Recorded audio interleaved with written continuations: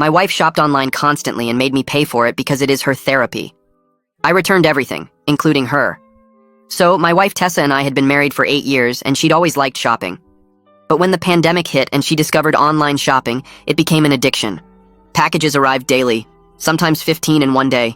She'd have them delivered to her sister's house, our house, her mom's house, anywhere to hide the volume. I was working 2 jobs to pay for everything while she stayed home, claiming she was building an influencer career that never materialized.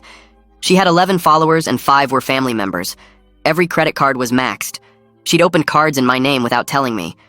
When bills came, she'd say shopping was her therapy, and I should be supportive of her mental health. She actually said buying things online released dopamine, and it was basically medical treatment. She'd spend 6 hours a day scrolling shopping apps, had accounts on 40 different sites, knew every sale, every coupon code, every cashback deal. But she never looked for the best price, just bought whatever she saw first. She bought things we didn't need. 7 vacuum cleaners because each had different features. 19 throw pillows for our 2-person couch. Exercise equipment she never used but kept buying more because the new one would motivate her. She had boxes in the garage still unopened from 2 years ago. When I tried to return things, Tessa would cry and say I was controlling and abusive for denying her happiness. She told her friends I was financially abusing her by questioning purchases. Her mom called me saying real men provide for their wives' needs.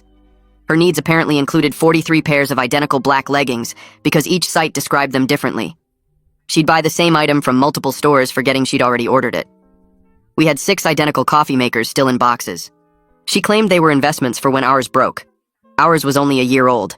The worst part was she'd use my credit card saved in her phone. She had all my information memorized. If I got new cards, she'd take photos while I slept. I tried using only cash, but she'd apply for new cards using my social security number she'd memorized from our tax forms. When packages arrived, she'd hide them and slowly introduce items like they'd always been there. I'd find new lamps and she'd swear we'd had them for years. She gaslighted me about throw blankets, saying I was losing my memory if I didn't remember buying 12 of them. She actually made me think I was going crazy until I started counting everything in the house. Our bedroom had 37 decorative pillows. Nobody needs 37 pillows. She bought seasonal decorations for holidays we didn't celebrate. We're not religious, but she bought Easter decorations for $8,000 because they were limited edition. She said they'd be worth more someday. They're still in the basement, worth nothing. She spent $4,000 on Christmas ornaments for a tree we didn't have because she planned to buy one eventually. That was 3 years ago. No tree yet, but ornaments keep coming. When I tried to cancel the internet to stop her shopping, she used her phone data and ran up a $2,000 phone bill. When I canceled the credit cards, she used buy now, pay later apps. When I froze my credit, she used her mom's information with permission because her mom thought I was being mean. Then I found out Tessa was lying about prices. She'd tell me something cost $50 when it was $500. She'd edit email confirmations before showing them to me. She had a secret bank account where refunds went, but she never told me about returns. She was essentially stealing from us by keeping refund money. But here's what Tessa didn't know. Every single return had to go through me because I'd slowly changed all the passwords to her shopping accounts. She didn't notice because saved payment methods still worked. I could see every order, every tracking number, every delivery date. I started returning everything the moment it arrived. But I didn't tell her. I'd let packages pile up, then return them all while she was at her sister's. She'd come home asking where her packages went, and I'd say I never saw them. She'd check tracking, and it would say delivered. She'd call customer service going crazy about missing packages. They'd investigate and find nothing because I'd already returned everything. She started accusing delivery drivers of stealing, posted in neighborhood groups about package thieves, set up a camera to catch the thief. The camera caught me returning everything, but she never checked it because she was too busy shopping for more cameras. I returned those too. Then came Black Friday, Tessa's Super Bowl. She stayed up all night shopping, spent $30,000 in 6 hours, used credit cards I didn't know existed, bought furniture we had no room for, bought a hot tub for our apartment that doesn't allow hot tubs, bought exercise bikes when we already had 3 unused ones. She was so proud of her deals. I returned every single item. But this time I did something different. I used the refund money to pay for something else. A divorce lawyer. The best one in town. The returns totaled enough for a massive retainer plus moving costs. When Tessa realized everything was gone again, she had a meltdown. I sit in my car outside our apartment building watching Tessa through the living room window as she tears through rooms looking for her missing Black Friday purchases. She's pulling boxes from closets and dumping them on the floor, checking her phone every few seconds, then throwing it down and grabbing more boxes. My phone keeps buzzing with increasingly unhinged texts, demanding to know where everything went. The messages started calm, asking if I saw packages, then moved to accusing me of hiding them, and now she's threatening to call the police about theft. I don't respond because I'm meeting Charles Yates in 40 minutes with a $30,000 retainer from her own shopping addiction. I watch her for another 5 minutes as she calls what must be customer service, pacing back and forth with one hand waving in the air. Then I start the car and drive to the address Charles gave me, leaving my phone on silent in the cup holder where it continues lighting up with her calls. Charles's office is in a strip mall between a nail salon and a tax preparer. Nothing fancy, but his reviews said he's ruthless in protecting his clients. The waiting room has cheap furniture and outdated magazines, but I don't care about appearances right now. The receptionist tells me to go straight back, and I find Charles at a desk covered in folders and legal books. He's maybe 50 with gray hair and reading glasses, wearing a suit that's seen better days. I show him everything: the credit card statements, the secret accounts, the cards she opened in my name, screenshots of her edited email confirmations where she changed $500 to $50. He spreads it all across his desk, studying each document carefully, making notes on a yellow legal pad. He looks at the documentation for 10 minutes without saying anything while I sit there trying not to fidget. Finally, he takes off his glasses and looks at me. He says this is the clearest case of financial abuse he's seen in years. The fraud is documented, the deception is obvious, and the scope is massive. He asks if I'm absolutely sure about divorce because once we file, there's no easy way back. I tell him I've never been more sure of anything in my life. Charles explains that in our state, debt incurred without a spouse's knowledge or consent isn't automatically shared, especially when there's fraud involved. He says we'll file for divorce citing financial infidelity and request that Tessa be held responsible for the debt she created. He warns me it's never clean, and I'll likely end up with some of it anyway because we're married, and some judges view all marital debt as shared. But with this much evidence of fraud and deception, we have a strong case for making her take the majority. He walks me through what happens next: the filing process, the waiting period, the likely responses from her lawyer if she gets one. He estimates this will take 4 to 6 months if she cooperates, longer if she fights. I sign the retainer agreement, and he says he'll have papers drawn up by tomorrow. He tells me to document everything from this point forward: every purchase she makes, every threat she issues, every manipulation attempt. I leave his office feeling lighter than I have in years, like I finally took control instead of just reacting to her chaos. When I finally go home that night, Tessa is surrounded by empty boxes she's pulled from the garage, frantically checking her phone and calling customer service numbers. Cardboard is everywhere, packing materials scattered across the floor, and she's got her laptop open with multiple shopping sites pulled up. She doesn't even look up when I walk in, just screams that someone must have hacked all her accounts because everything shows as returned. She's on the phone with what sounds like Amazon, demanding they investigate the unauthorized returns on her account. I set my keys down and tell her we need to talk. She finally focuses on me, mascara streaked down her face from crying, her hair a mess from running her hands through it. I see the moment she realizes something has fundamentally changed. Her eyes narrow, and she ends her call without saying goodbye. She asks where I've been and why I'm not helping her figure out who's stealing from us. I don't answer the question, just tell her to sit down because we need to have a serious conversation.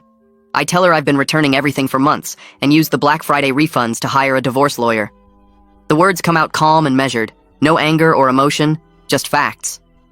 Tessa's face goes through shock first, her mouth opening but no sound coming out. Then disbelief as she shakes her head saying, "I'm joking, this isn't funny."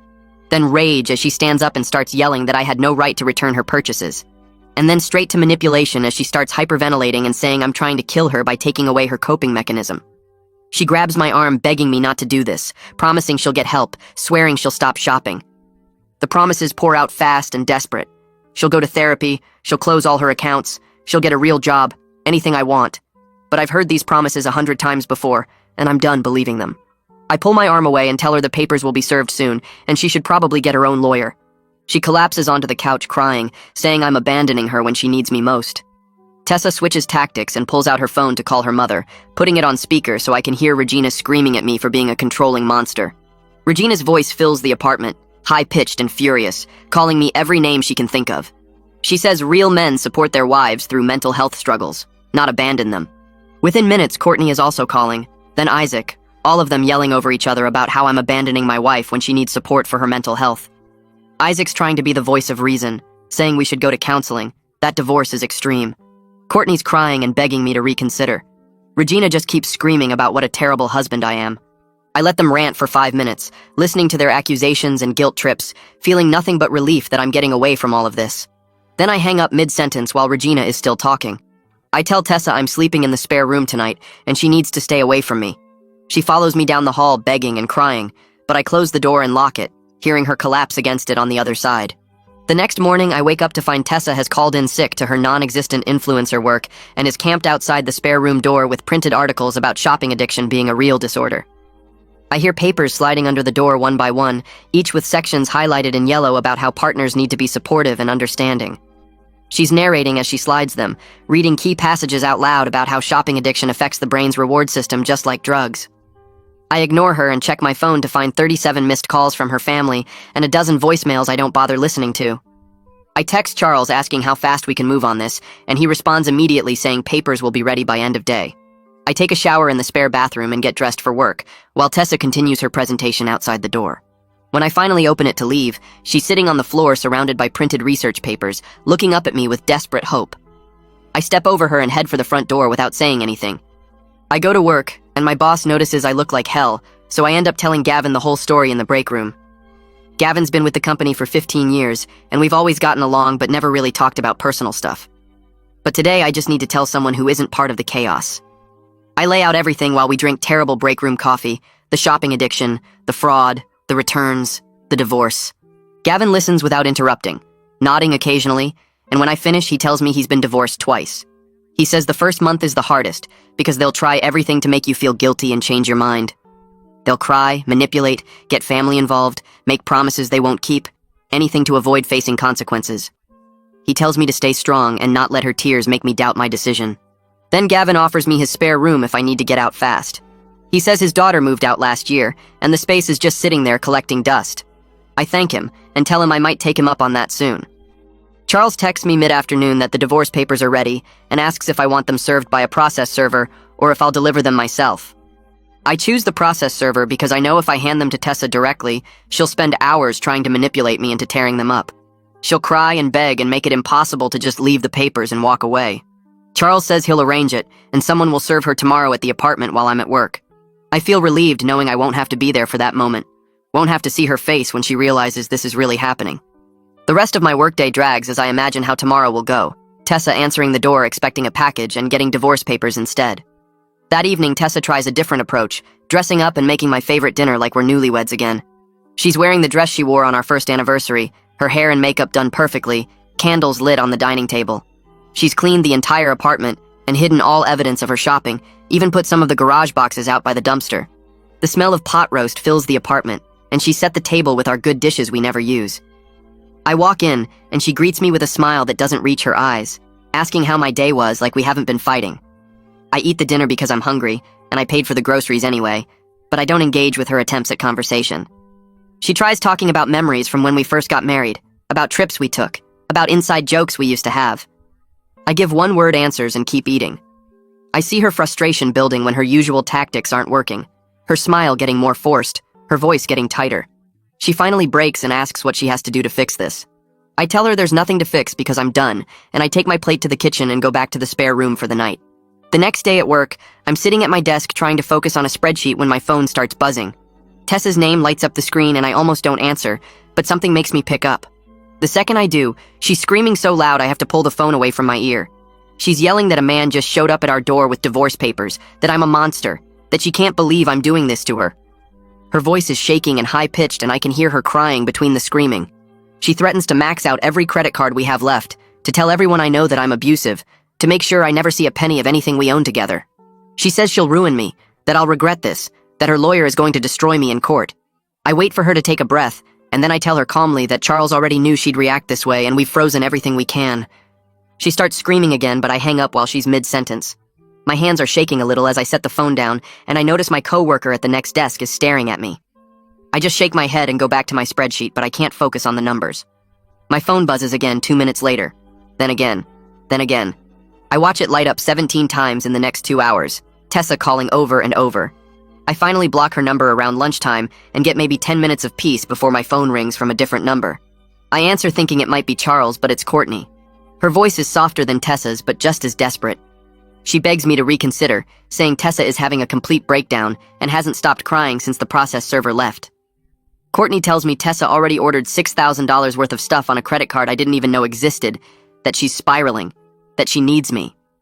I tell Courtney that she helped make this worse by letting Tessa use her address for secret deliveries all these years. I say that maybe this breakdown is exactly what Tessa needs to finally face reality instead of everyone protecting her from consequences.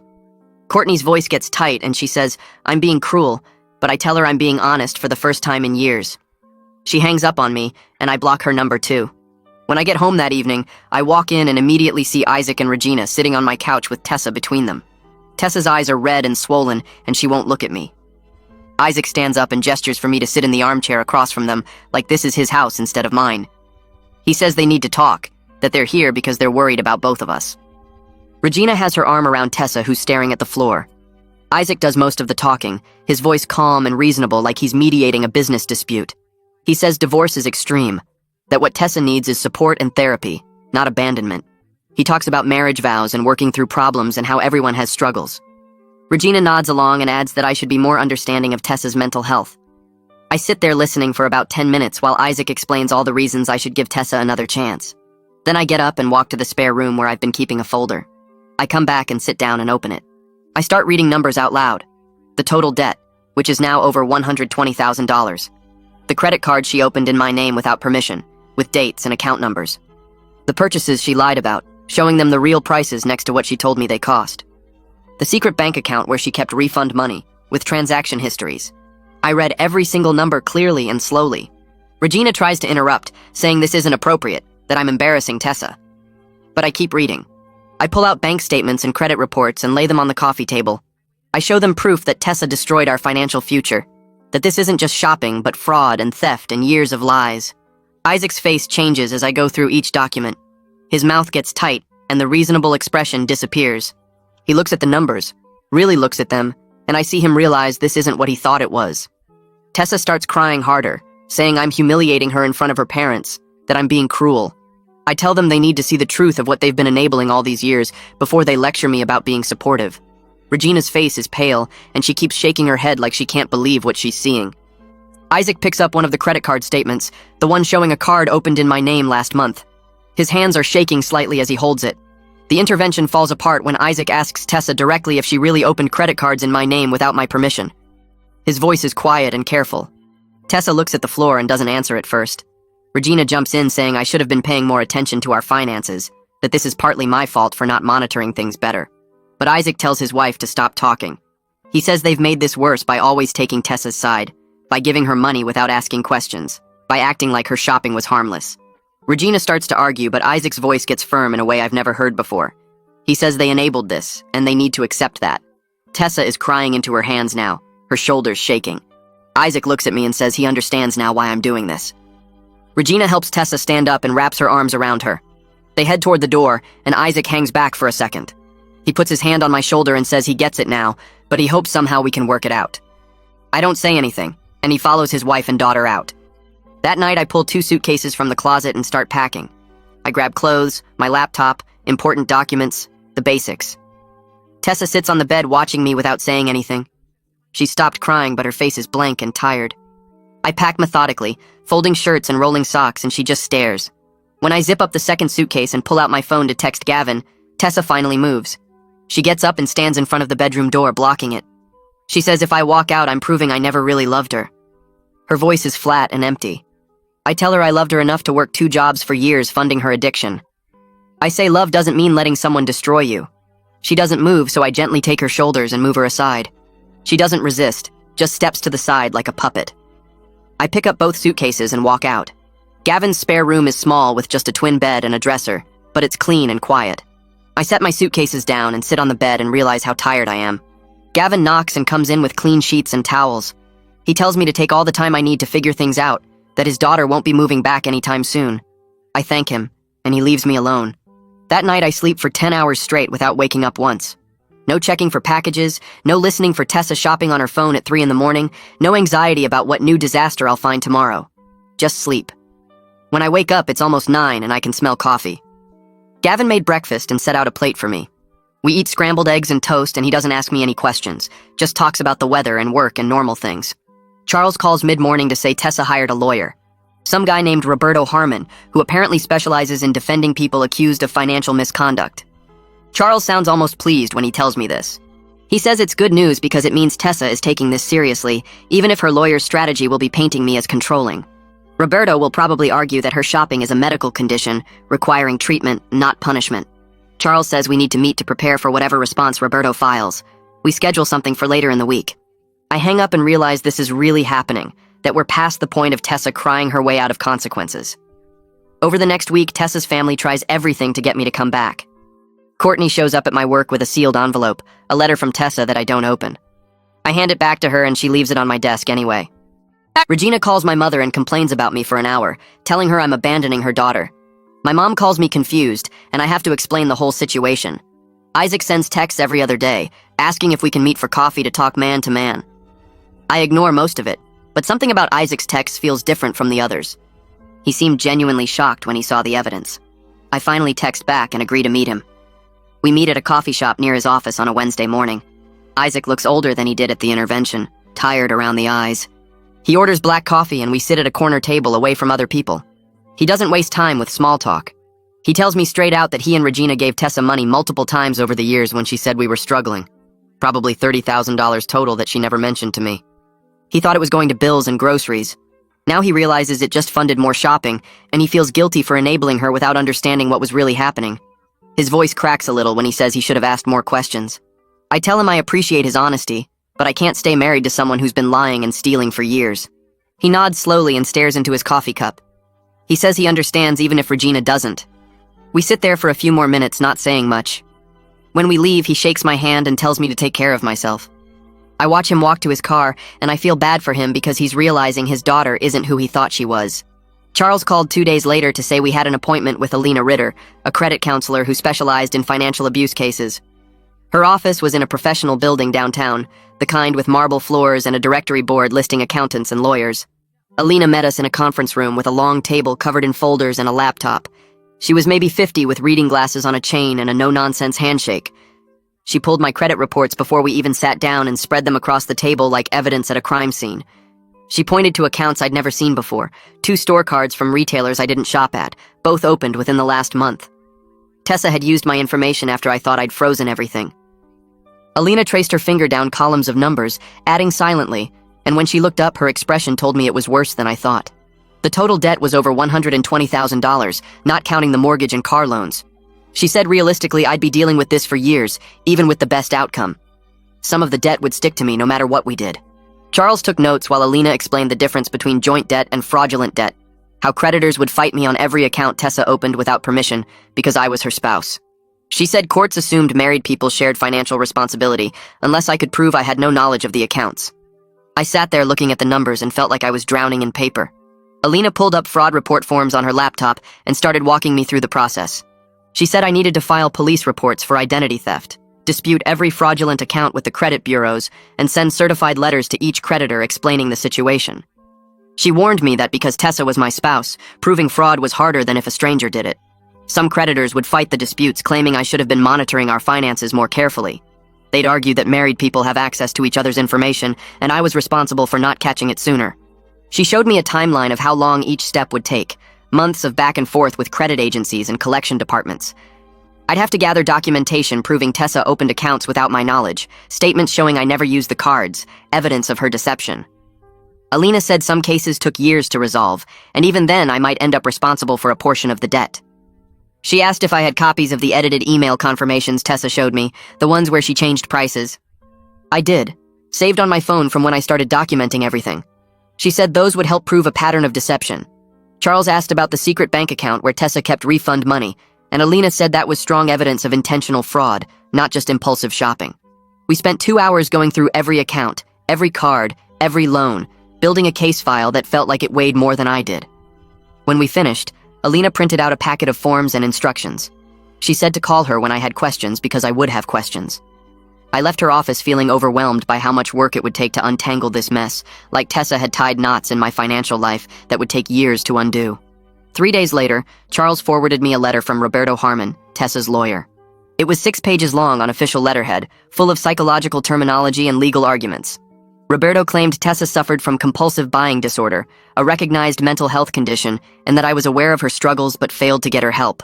The letter included a statement from a therapist Tessa apparently saw twice last year, who diagnosed her with anxiety and depression.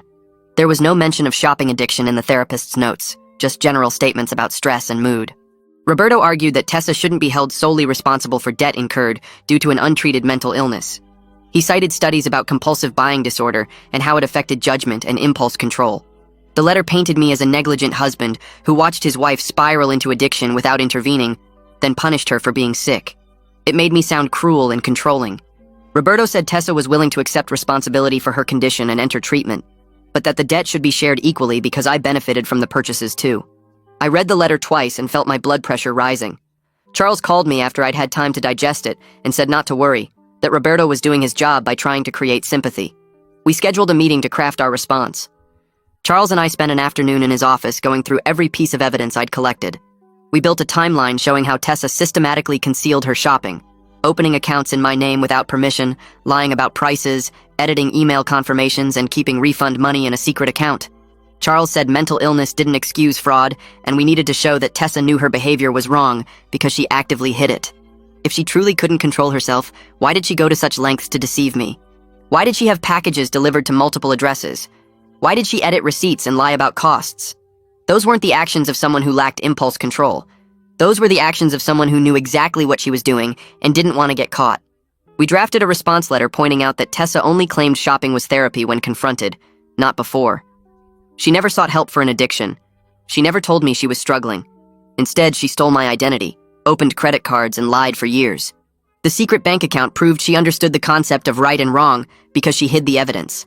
Charles included copies of the edited emails, screenshots of her multiple delivery addresses, and bank statements showing the secret account. He wrote that while we sympathized with anyone struggling with mental health issues, those issues didn't give someone the right to commit fraud and identity theft. The letter was 8 pages long and dismantled Roberto's argument piece by piece.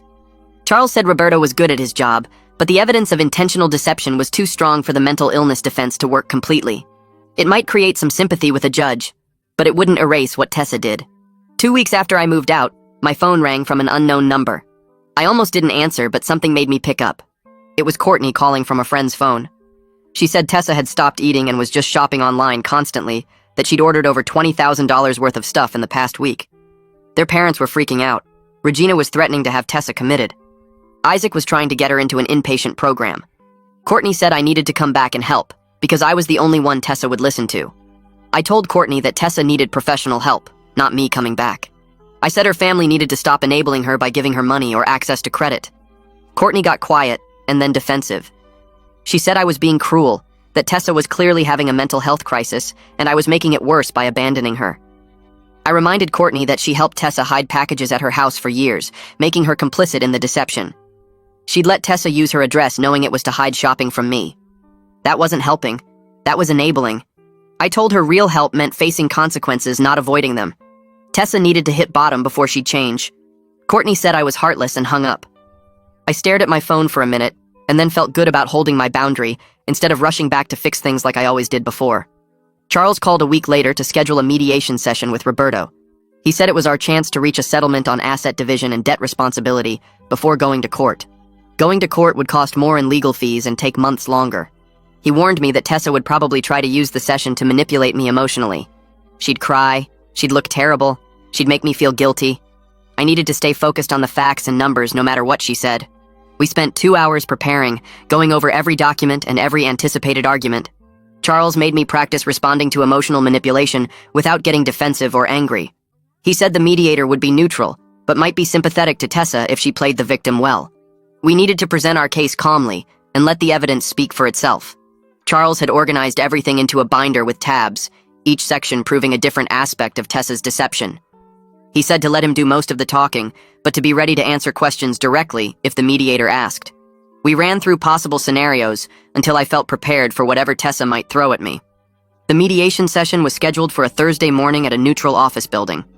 I got there early and sat in my car trying to calm my nerves. Charles showed up and we walked in together. The mediator was a woman in her 60s named Barbara, who explained the process while we waited for Tessa and Roberto. When they arrived, I wasn't prepared for how bad Tessa looked. She'd lost at least 15 pounds and had dark circles under her eyes. Her clothes hung on her, and her hair was pulled back in a messy bun. She started crying the moment she saw me, not dramatic sobbing, but quiet tears that ran down her face. Barbara offered tissues and gave Tessa a minute to compose herself. The mediator was professional, but I could tell she was sympathetic to Tessa's obvious distress. She saw a woman in pain, and I could feel her inclination to view this as a sad case of mental illness rather than financial abuse. Roberto started by presenting Tessa as a victim of her own brain chemistry who needed treatment and support, not punishment. He talked about compulsive buying disorder and how Tessa was now in intensive therapy. He said she took full responsibility for her condition and wanted to make amends. Then Charles started talking. He walked through the timeline methodically, showing how Tessa systematically hid her shopping over years. He presented the evidence of lies about prices, the fraudulent accounts, the secret bank account where she kept refund money. He showed the edited email confirmations and the multiple delivery addresses. He explained that Tessa knew her behavior was wrong because she actively concealed it. This wasn't impulsive shopping. It was calculated deception. Charles spoke calmly, letting the documents tell the story. I watched Barbara's expression shift as she realized this wasn't just a woman who couldn't control herself. This was someone who'd committed fraud and identity theft over years while lying to her husband. The sympathy didn't disappear, but it became more complicated. We broke for lunch after 2 hours of presentations. Charles and I went to a sandwich shop across the street, and he said it was going better than expected. The evidence was undeniable, and Barbara was smart enough to see through Roberto's strategy. But he warned me we'd probably have to compromise on debt division. No judge would make Tessa responsible for everything, even with proof of fraud. When we returned, Roberto proposed that Tessa take responsibility for 70% of the debt in exchange for me not pursuing fraud charges and agreeing to a quick divorce. Charles and I countered with 85% and Tessa getting nothing from the sale of our apartment. Roberto said that was too harsh, and Tessa started crying again. Barbara suggested we take a break and think about our positions overnight. Roberto started talking again about how Tessa needed support, not punishment, but I could see the mediator wasn't buying it anymore. She'd seen the evidence, and she knew this wasn't just about mental illness. Tessa's crying got louder, and she kept saying I was destroying her life. She said she'd be homeless and alone while I moved on like nothing happened. She talked about our 8 years together like they meant nothing to me. The mediator looked uncomfortable and asked if we needed another break. Roberto jumped on that and suggested we take a day to think about our positions. The mediator agreed and said everyone should cool off and reconsider. We scheduled another session for 2 days later. Tessa wouldn't look at me as she left with her father. Charles packed up his documents and told me this was actually progress because the mediator saw through the manipulation. But I felt awful watching Tessa fall apart, even though I knew she'd caused all of this. I drove back to Gavin's place feeling completely drained. My hands shook on the steering wheel, and I kept replaying Tessa's crying in my head. Gavin was home early and took one look at my face and asked how it went. I told him about the mediation and how Tessa broke down. He nodded and started making dinner without saying much. We ate pasta at his small kitchen table, and he finally told me about his first divorce. His ex-wife had cried and manipulated him for months. She made him feel like a monster for leaving even though she'd been cheating on him. He said he almost went back to her 3 times because the guilt was so intense. But then he realized staying would have destroyed them both. He looked at me and said, "Guilt is normal, but it doesn't mean I'm wrong. Tessa's tears don't erase years of financial abuse." I needed to hear that. I went to bed early and slept hard for the first time in days. 2 days later, I was at work when Charles called. Tessa had gone on another massive shopping spree the night before. She'd spent $8,000 in one day on clothes and home goods and random stuff. Her parents found out when the credit card company called them because she'd maxed out a card Regina had given her for emergencies. Regina apparently had her own breakdown when she saw the charges. Isaac called Roberto and told him they were done enabling Tessa. They wouldn't give her any more money or let her use their credit cards. Roberto had called Charles that morning to tell him about it. Charles said this actually helped our case because it proved Tessa hadn't changed, despite all her promises. She was still shopping compulsively even in the middle of divorce proceedings. The mediator would see this as proof that Tessa needed serious help and couldn't be trusted with shared finances. The next morning, Roberto called Charles with a new offer. Tessa would accept 80% of the debt responsibility. She'd also agree to mandatory treatment for shopping addiction at a program her therapist recommended. In exchange, she wanted to keep some of the furniture from our apartment and her car. Charles thought this was as good as we'd get without going to court. Going to court would cost thousands more in legal fees and take months longer. He asked what I wanted to do. I sat at my desk staring at my computer screen. Part of me wanted to fight for everything, but I was so tired. I just wanted this over, so I could start rebuilding my life. I told Charles to accept the terms. He said he'd call Roberto back and start drafting the settlement agreement. We scheduled a final mediation session for the following week to sign everything. I took the morning off work and met Charles at the mediator's office. Tessa showed up with Isaac, but not Regina. She looked different from last time, less hysterical and more resigned. Her eyes were red, but she wasn't crying. She wore jeans and a plain sweater instead of the dress she'd worn to previous sessions. The mediator had all the paperwork ready. She walked through each section explaining what it meant. Tessa would take 80% of the debt. I'd take 20%. She'd keep her car and some furniture we'd agreed on. I'd keep the rest and whatever money came from selling the apartment. The divorce would be final in 60 days from signing. Both of us had to follow the financial terms immediately. Tessa signed each page without looking at me. Her hand shook as she wrote her initials. I signed my pages and felt nothing. The mediator congratulated us on reaching an agreement and said the court would process everything within a few weeks. After we finished signing, Tessa asked if she could talk to me alone for 5 minutes. The mediator looked at me and I nodded. We stepped into the hallway outside the office.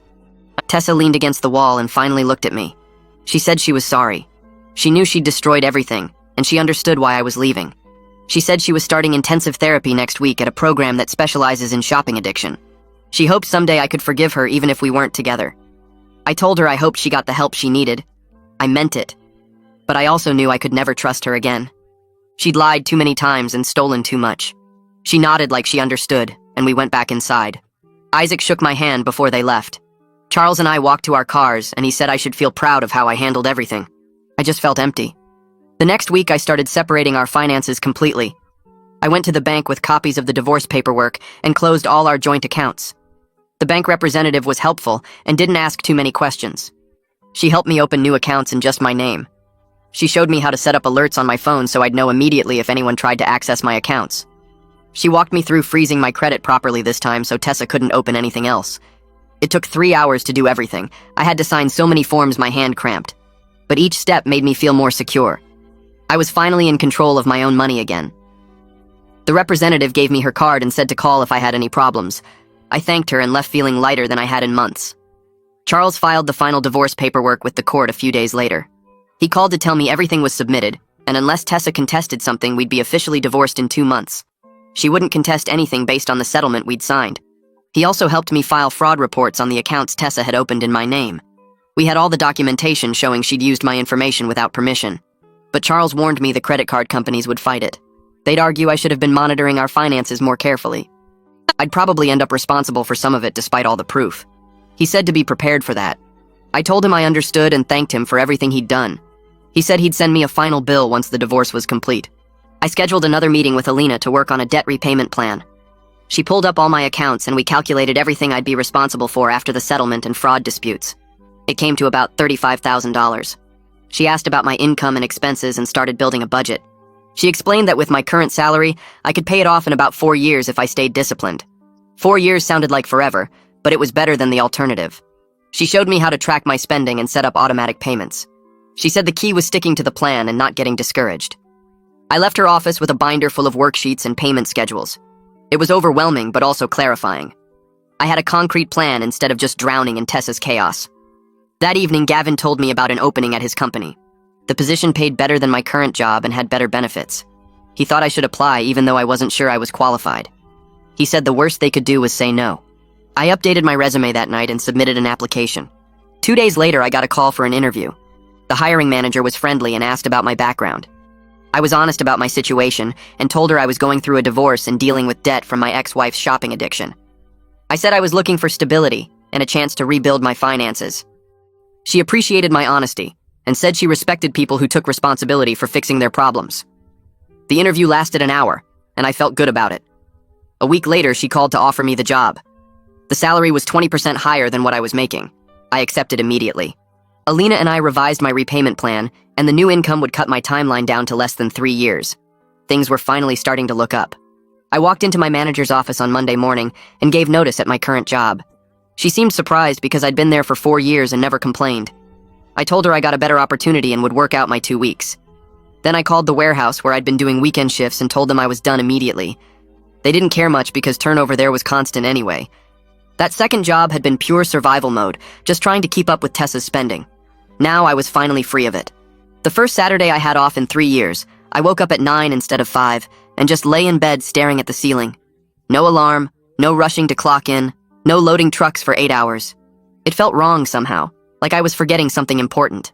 Gavin texted asking if I wanted to grab lunch, and I realized I could actually say yes. We met at a burger place near his house, and he laughed when I told him about my weird morning. He said it would take a while to adjust to having a normal schedule again. He asked what I was going to do with all my free time, and I honestly didn't know. I'd spent so long just working and managing Tessa's chaos that I couldn't remember what I used to enjoy. Gavin suggested I join his gym because they had a good deal for new members. I told him I'd think about it, but really I was already planning to sign up. Having something to do with my mornings besides work sounded amazing. The apartment sold in 2 weeks because the market was hot, and we'd kept it in decent shape despite all of Tessa's stuff. The realtor said young couples loved the layout and location. We got almost exactly what we paid for it 5 years ago, which meant after paying off the mortgage there was only about $8,000 in equity to split. Per the settlement, I got $4,000, which was exactly enough for first and last month on a small place, plus a little left over for furniture. I found a 1-bedroom apartment in an older building about 20 minutes from my new job. It was maybe a third the size of what Tessa and I had, but the rent was reasonable and it was all mine. No shared spaces, no joint decisions, no one else's stuff taking over every surface. The landlord did a walkthrough with me and pointed out that the previous tenant had left it very clean. I signed the lease that day. Moving in took one Saturday afternoon because I barely had anything. Most of our furniture had been Tessa's impulse purchases, and I didn't want any of it. I took my clothes, my laptop, the TV from the spare room, and some kitchen basics. Gavin helped me load everything into his truck, and we made one trip. The apartment looked empty with just a bed, a small couch, and a folding table I'd bought at a discount store. But it felt clean and simple in a way that made me breathe easier. No decorative pillows, no unused exercise equipment, no boxes of stuff we'd never opened. Just space and quiet. I spent the evening setting up my few belongings and ordering pizza. Gavin stayed for dinner and we watched a game on my TV. He said the place had good energy and I agreed. It was the first space I'd had that felt like mine in years. Courtney called me 3 weeks after I moved out. I almost didn't answer because I was done with Tessa's family and their drama. But something made me pick up. She started talking fast, apologizing for helping Tessa hide packages at her house and for not seeing how bad things had gotten. She said she'd been going to Al-Anon meetings because her therapist suggested it. Apparently she had her own issues with enabling family members and needed to work through them. I listened without saying much. She told me Tessa was in intensive outpatient therapy 3 days a week and had been sober from shopping for 3 weeks. She was going to support groups for compulsive buying disorder and actually seemed committed to getting help. I told Courtney I was glad Tessa was doing better, but I needed distance from her whole family while I figured out my own life. Courtney said she understood and respected that. She asked if she could check in occasionally just to let me know how things were going, and I said maybe in a few months. I needed space first. She thanked me for listening and said she hoped I was doing okay. After we hung up, I felt weird. Part of me was relieved Tessa was getting help. Part of me didn't care anymore because it wasn't my problem. I decided not to think about it too much and went for a run instead. The 60-day waiting period ended on a Tuesday in March. I woke up that morning knowing today was the day my marriage officially ended. No court appearance, no dramatic scene, just paperwork being processed somewhere in a government building. Charles emailed me at 10 with the final decree attached. He congratulated me on making it through and reminded me to keep copies of everything in case Tessa violated the financial terms of the settlement. I saved the file in 3 different places and printed 2 copies. One went in a folder with all my divorce documents, the other went in a safety deposit box I'd rented at the bank. I took a long lunch break and went to a nice restaurant downtown. Sat at the bar and ordered a steak and a beer. The bartender asked if I was celebrating something and I said sort of. He didn't push for details. I ate slowly and watched people walking by outside. Couples holding hands, parents with strollers, business people on their phones. Everyone just living their normal lives while mine was completely different from it had been a year ago. I felt relieved that it was finally over. No more lawyers, no more mediation, no more fighting about money. But I also felt sad in a way I hadn't expected. 8 years of my life had just ended with an email and a PDF. All those memories and plans and hopes just gone. I finished my beer and paid the check. Walked back to work feeling like I'd closed a door I could never open again. Isaac called the following Tuesday. I saw his name on my phone and considered not answering, but decided I might as well hear what he wanted. He told me Tessa had been doing really well in therapy and wanted him to pass along a message. She wasn't going to contest any of the fraud disputes with the credit card companies. She admitted she'd opened those accounts without my permission and wanted to make it right. Isaac said this would help my case a lot because the companies would see she acknowledged the fraud. I thanked him for letting me know. He was quiet for a minute, then said he was proud of me for holding my boundaries through everything. He admitted he wished he'd done the same with Tessa years ago, instead of just giving her money whenever she asked. He said he and Regina were in therapy too, trying to understand how they'd enabled her for so long. I told him I appreciated that, and I was glad they were getting help. He asked if we could stay in touch occasionally, maybe grab coffee every few months. I thought about it and said sure. Despite everything, I didn't hate Isaac. He'd been manipulated by Tessa just like I had, and at least he was trying to face it now. We agreed to text sometimes and maybe meet up when enough time had passed. After we hung up, I felt okay about it. Not every part of my old life had to be completely cut off. 3 months after moving into my apartment, I finally felt like I had a routine that worked. I woke up at 6 and went for a run before work. Made breakfast in my small kitchen instead of grabbing fast food. Got to my job on time without being exhausted from a second shift. Came home in the evening and actually had energy to cook dinner and do things I enjoyed. I joined the gym Gavin recommended and started going 3 times a week. It felt good to be active and take care of myself instead of just surviving. My coworkers noticed the change. A few people commented that I looked healthier and seemed more relaxed. One guy asked if I'd been on vacation because I seemed so different. I told him I'd just made some life changes, and he said whatever I was doing was working. I started cooking real meals instead of eating frozen stuff or takeout. Tried new recipes I found online, bought actual groceries and planned my week.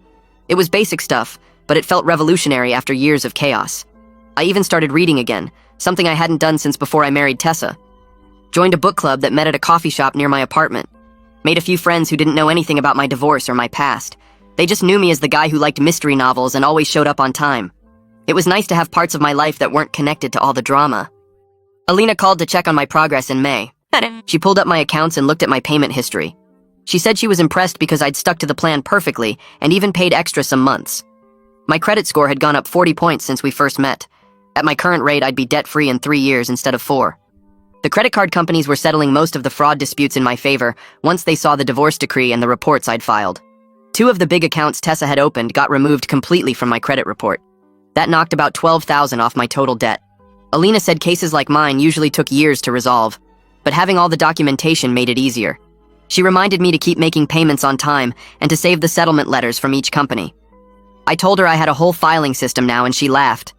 She said I'd come a long way from the overwhelmed guy who first walked into her office. We scheduled another check-in for 6 months out. After the call, I looked at my budget spreadsheet and felt proud. I was actually doing this, fixing the mess Tessa had made and building something stable. A letter came from Tessa's therapist in June. It was addressed to me at my new apartment, which meant Tessa must have given her my address. The letter said Tessa was working on making amends to people she'd harmed as part of her treatment. The therapist requested permission to contact me to discuss this process. I read it twice, then called Charles. He said I had no obligation to participate in Tessa's therapy, and that setting boundaries was completely appropriate. I told him I was glad Tessa was getting help, but I needed to focus on my own healing. He agreed and said he'd send a response declining the request. He reminded me that just because Tessa was in therapy didn't mean I owed her anything. Her recovery was her responsibility, not mine. I felt relieved hearing that. Part of me had felt guilty for not wanting to help, like I was being mean by refusing. But Charles was right. I'd spent years being supportive and accommodating, and it had nearly destroyed me. I didn't need to do it anymore. Charles sent the letter that week. I never heard from the therapist again. Gavin invited me to a work happy hour in July. I almost said no because I usually went straight home after work. But I'd been feeling more social lately and decided to go. The bar was crowded with people from our office and a few from other companies in the building. I got a beer and talked to some coworkers I didn't know that well. Then Gavin introduced me to April Kaufman, a project manager who'd just moved to town for work. She had an easy smile and seemed genuinely interested when people talked. We ended up in a corner booth talking for almost 2 hours. She told me about her move and her new job. I told her about mine without mentioning the divorce. We talked about books and movies and places we wanted to travel. Normal stuff that felt refreshing after so much heaviness. She was funny and smart and didn't take herself too seriously. When the group started leaving, she asked for my number. I gave it to her feeling nervous but good. Like maybe I was ready to try meeting new people again. Gavin gave me a look when we left and I told him to shut up. He just laughed and said it was about time. April and I started texting the next day. Just casual stuff about work and weekend plans. She asked if I wanted to grab coffee that Saturday and I said yes. We met at a place near my apartment and talked for an hour. I told her I was recently divorced and needed to take things slow. She appreciated the honesty and said she was coming out of a long relationship too. We agreed we were both in rebuilding phases and wanted to be careful about what came next. She suggested we keep hanging out as friends and see what happened naturally. No pressure, no expectations, just 2 people getting to know each other. That worked for me. We got coffee again the following week, then dinner the week after that. It felt easy and comfortable. She didn't ask a million questions about my ex or try to fix me. She just showed up and was herself. I liked that she had her own life and interests. She wasn't looking for someone to complete her, just someone to share things with. We texted most days and saw each other once or twice a week. It was the healthiest start to something I'd ever experienced. 4 months after the divorce became final, My desk phone rang while I was reviewing spreadsheets at work. The voice on the other end identified herself as a supervisor from one of the credit card companies where Tessa had opened an account in my name. She told me they were closing the dispute case in my favor and removing $15,000 from my responsibility because the evidence of fraud was clear. I sat there stunned because this was the biggest disputed account, the one I thought would be the hardest to prove. She explained they'd reviewed the divorce decree, the fraud reports, and the timeline of when the account was opened and determined I had no knowledge of or consent to the charges. I thanked her 3 times before hanging up and immediately pulled out my debt tracking spreadsheet. With this $15,000 gone, my total remaining debt dropped from $35,000 to only $20,000. I called Alina right away and she answered on the second ring. I told her about the decision and she actually cheered over the phone. We scheduled a meeting for the next day to revise my repayment plan, and she said at this rate I'd be debt-free in less than 2 years instead of 4. I spent the rest of the workday feeling lighter than I had in months, checking my phone every few minutes to make sure the call had really happened. That weekend I texted April asking if she wanted to get dinner somewhere nice instead of our usual casual spots. She said yes and suggested an Italian place downtown she'd been wanting to try. We met there Saturday evening and I waited until after we ordered to tell her I had good news to celebrate. She leaned forward with genuine interest as I explained about the credit card dispute being resolved and what it meant for my debt timeline. Then I took a breath and told her I needed to explain the full story of my marriage and divorce, everything I'd only mentioned in pieces before. She nodded and settled back in her chair, and I started from the beginning with Tessa's shopping addiction and how it escalated during the pandemic. I told her about working 2 jobs, the secret credit cards, the returns I did without telling Tessa, using Black Friday refunds to hire Charles. I explained the divorce process, the settlement negotiations, the fraud I was still disputing with credit card companies. April listened without interrupting, her expression thoughtful but not judgmental. When I finished, she was quiet for a moment, then said she was impressed by how I'd handled an impossible situation. She told me my honesty about my past actually made her trust me more, not less, because it showed I was willing to be real about my mistakes and what I'd learned. We agreed to keep seeing each other and let things develop naturally without pressure or expectations. Dinner felt easy after that, like we'd crossed some invisible line into deeper territory without forcing it. The following Tuesday, Gavin stopped by my desk at work looking slightly uncomfortable. He asked if I had a minute and we walked to the break room where he told me his daughter was moving back to town and would need the spare room in about a month. I'd been expecting this eventually since he'd mentioned she was considering relocating for a job opportunity. I told him I understood completely and appreciated him giving me notice. Honestly, I felt ready to live alone again after months of roommate life, even though Gavin had been great about giving me space. That evening, I started searching rental listings online, filtering for studios and small 1-bedrooms I could afford while staying on track with my debt payments. Most places were either too expensive or in sketchy neighborhoods, but after 3 days of searching, I found a studio apartment in a decent area that fit my budget perfectly. The building was older but well-maintained, and the unit had good natural light and enough space for one person starting over. I scheduled a viewing for that Saturday and brought April with me for a second opinion. She walked around the small space, checking water pressure and outlet placement while I talked to the landlord about lease terms. After he left to let us discuss privately, April said it felt right for where I was in life, and that the location was convenient to both my work and her apartment. I signed the lease that afternoon, feeling proud of how far I'd come from the chaos of my marriage. Moving day arrived 3 weeks later on a Saturday morning. April showed up at Gavin's place at 8 with coffee and offered to help load my car. I didn't have much to move since I'd left most of our shared belongings with Tessa in the divorce settlement. My possessions fit in 4 boxes, 2 suitcases, and a few bags. Gavin helped us carry everything down to my car and gave me a solid hug before we left, telling me his door was always open if I needed anything. At the new studio, April and I spent the afternoon unpacking boxes and arranging furniture in the limited space. She had good instincts about where things should go and made the process feel collaborative rather than like she was taking over. We set up my small desk by the window, arranged books on the single bookshelf, hung my few pieces of artwork on the walls. By evening, the space looked lived in and intentional, every item chosen and placed with purpose. April ordered pizza, and we ate sitting on my new couch, the only furniture I'd bought specifically for this place. The studio felt comfortable and manageable in a way my apartment with Tessa never did, probably because there were no hidden packages or secret shopping apps draining resources. April didn't push to stay over or hint about spending more time there, and I appreciated her patience with letting our relationship develop at its own pace. When she left that night, I stood in my studio alone and felt genuinely content for the first time in years. 6 months after the divorce became final, I woke up on a Tuesday morning and made coffee in my small kitchen while checking my bank account on my phone. My debt balance showed only $10,000 remaining, which I was paying off ahead of schedule thanks to my increased salary and careful budgeting. My credit score had recovered significantly from the damage Tessa's fraudulent accounts had caused, jumping almost 100 points in half a year. I was dating April regularly without any pressure to define what we were or rush into serious commitment. My job had become something I actually enjoyed rather than just a paycheck, and my coworkers had evolved from acquaintances into genuine friends who invited me to things outside work. I poured my coffee and stood by the window watching morning light fill the studio, and something shifted in my chest. The constant weight I'd carried for years was gone, replaced by this unfamiliar lightness. I realized I hadn't felt this unburdened since before I married Tessa, maybe even longer. My life was simple and small, but it was entirely mine, built on honesty and sustainability instead of chaos and deception. My phone buzzed with a text from Courtney, the first time she'd contacted me in months.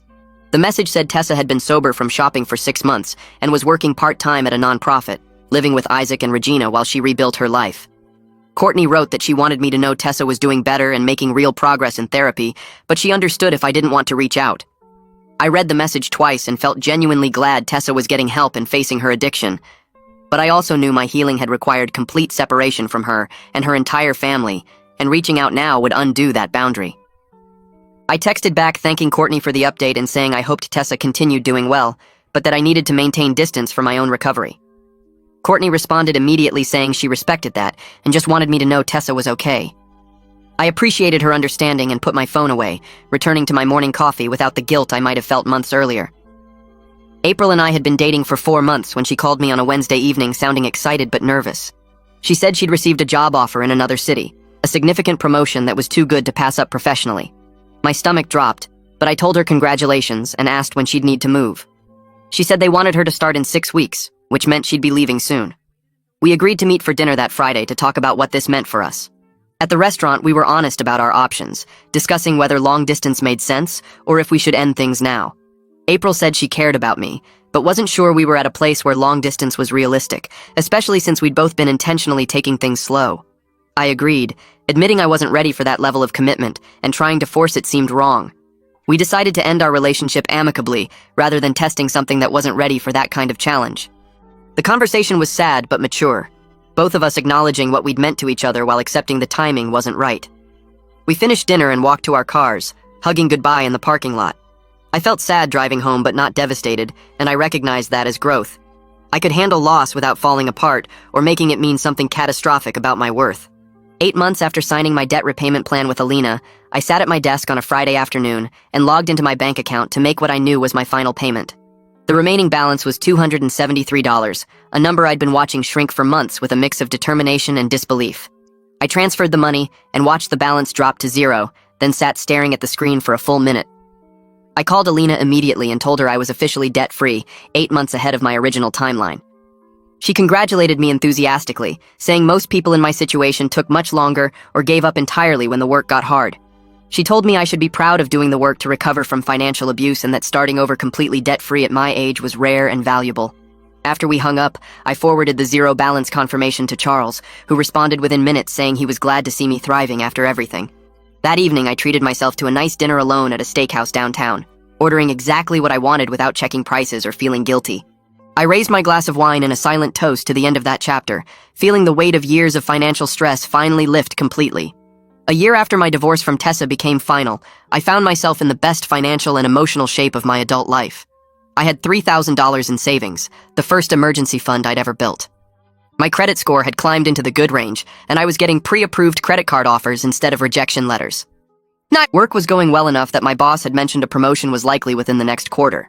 I was casually dating a woman I'd met through friends, keeping things light without pressure to find my next serious relationship. On a Saturday morning, I stopped at a coffee shop near my apartment and ran into Isaac standing in line. We recognized each other at the same moment, and after a brief, awkward pause, he smiled and asked if I wanted to sit for a few minutes. We got our coffees and found a table by the window, where Isaac told me Tessa was doing well in her recovery, attending meetings regularly, and maintaining her part-time job. He said he was proud of her progress and grateful she'd finally gotten real help. Then he looked at me directly and said, I looked happy and healthy, better than he'd seen me in years. I told him I was doing well and appreciated him saying so. We talked for 20 minutes about neutral topics, and when we parted ways, it felt complete without any lingering resentment or unfinished business. The following Tuesday, I scheduled my first therapy appointment, because even though my life was good, I wanted to understand how I'd ended up in such a broken marriage and make sure I didn't repeat those patterns. The therapist's office was in a quiet building downtown, and she spent our first session asking about my relationship history and what brought me in. I told her about Tessa's shopping addiction, the financial abuse, the divorce, and my recovery process. Then I admitted I wanted to understand why I'd stayed so long and worked 2 jobs instead of setting boundaries earlier. Over the next several sessions, she helped me see how I'd enabled Tessa by sacrificing myself rather than confronting the problem directly. She explained that I'd confused self-sacrifice with love, believing that if I just worked harder and provided more, Tessa would eventually be satisfied and things would get better. We talked about how I'd ignored red flags early in our relationship because I wanted to believe love could fix everything. She taught me to recognize patterns where I prioritize other people's needs over my own well-being and how that dynamic had set up our marriage to fail from the start. Learning to set boundaries and prioritize myself felt revolutionary, like I was finally giving myself permission to have needs and limits that mattered. Gavin started showing up at my apartment on Sunday mornings with coffee and running shoes, refusing to take no for an answer until I agreed to join him. We'd run 3 miles through the neighborhood and then grab breakfast at a diner where the waitress knew our orders by heart. He asked about my therapy sessions and whether I was dating anyone, sharing stories about his own messy divorce 5 years ago and how long it took him to trust anyone again. One morning he stopped mid-run and told me he was proud of how I'd handled everything, that watching me rebuild gave him hope his past didn't have to define his future forever.